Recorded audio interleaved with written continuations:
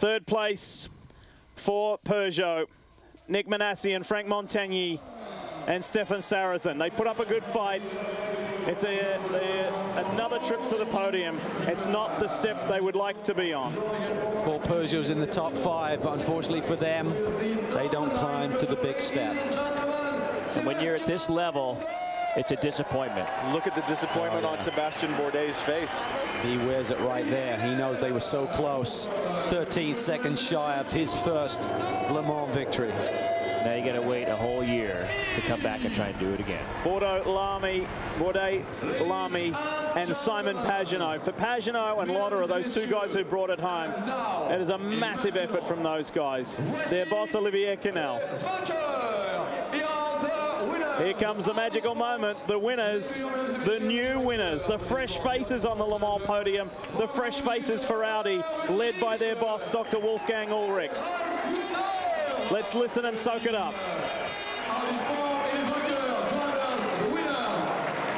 Switzerland, Marcel Fässler. From Germany, André Lotterer. Et de France, il était pilote à la pole position, Benoit Treluyer.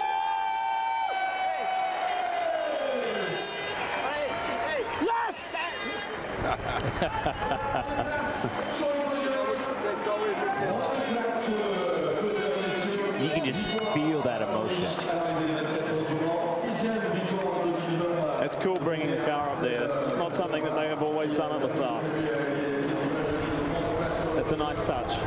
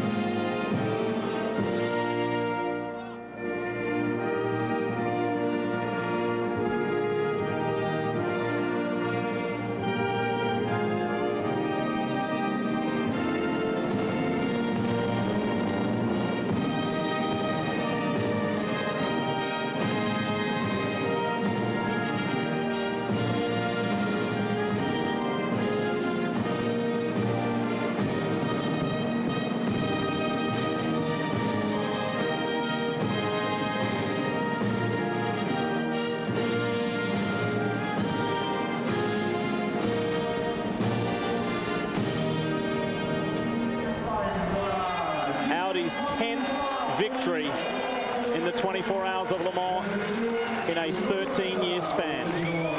Extraordinary success, proving their technology is the best once again.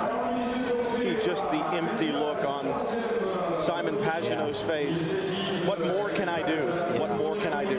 Well, I think they can look back and they really did nothing wrong. I mean, ultimately the R18 just had a little bit more lap time in it, Scott, and that was the deciding factor. I mean, they were quickest in 2 of the segments around the racetrack, and they had the pace when they needed it. It was an incredible event. When you look at what transpired from the start of the race, where the tragedy for Audi, and then to rally back and do what they did and get to the top of the podium was absolutely fantastic, and a whole new clean sheet of paper for that race car. My hat's off to them. They did just an absolute fantastic job, as well as Corvette, to get back to victory lane for their 100th. I think the word that Brad Kettler used in his interview with Greg Creamer was appropriate. It was traumatic, what occurred with Alan McNish and Mike Rockenfeller. It just tore the hearts out of the entire Audi squad, all 3 teams. They rallied, as Dr. Wolfgang Ulrich said, and came back 1 versus 4, really. 1 versus 3 works Peugeots, 1 a support Peugeot. It was 1 versus 4, and they prevailed. Olivier Canal, you know, there would be a point in time in their lives when you would ask them to stand on the podium at Le Mans, how special would that be? And they would say, oh, you know, just to be able to stand there would be fantastic. fantastic. And you see the lack of expression on their face now, the emotion, the tears in his eyes. So close yet again, but still not the top step. Well, he has to answer the big question. I mean, Yeah. yes, it was a tremendous performance, one they should certainly be proud of, but tomorrow he's going to be asked, why didn't we win this event with the investment that was made? Well, I tell you, boys, for me, this race was truly an enjoyable experience. Went from highs to lows, no doubt about it. Last night was very scary. This, on the other hand, is wonderful. You look at the car. I love how they put that there, and you get a really chance to look at it. I mean, the car looks beat up, tore up, oil down the side, dirty. Could never look any sweeter. Remember the emotion on Hugh de Schonak's face at Sebring when they took the victory, and we talked about it is about emotion. Yeah, it's about the speed, it's about the technology, but the emotion of the sport.